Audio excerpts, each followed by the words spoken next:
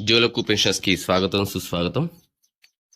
ఉద్యోగుల సమస్యలపై కమిటీ అంటూ మనకైతే వార్త రావడం జరిగింది. అయితే కమిటీలు రావడం అనేది అది కాలయాపన కోసం అని చెప్పేసి ఉద్యోగులకు అయితే తెలుసు. కానీ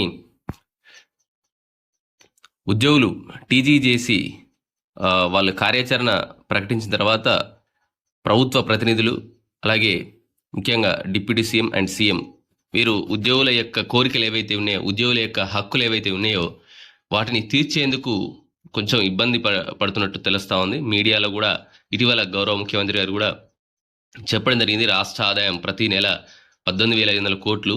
మరి ఇవన్నీ నేను ఉద్యోగులకు ఇవ్వాల్సినటువంటి శాలరీసు అలాగే ఉద్యోగులకు ఇవ్వాల్సినటువంటి అంటే ఏవైతే ఉన్నాయో అవి మేనేజ్ చేయడానికి 18,500 కోట్లే సరిపోవట్లేదు.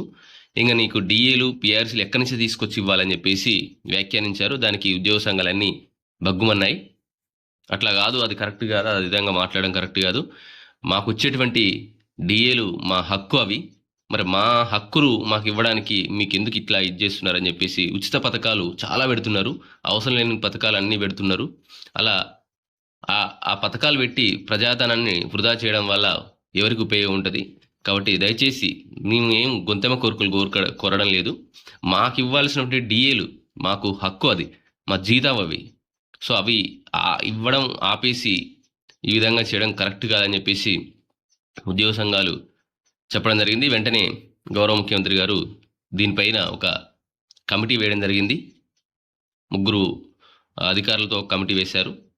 మరి ఆ కమిటీ చివరిగా ఏం నివేదిక సమర్పిస్తుందో చూడాలి. ఇది మనకు దీనికి సంబంధించినటువంటి సమాచారం. మొదటిసారిగా ఛానల్స్ తప్పకుండా సబ్స్క్రైబ్ చేసుకోండి, లైక్ చేయండి, షేర్ చేయండి.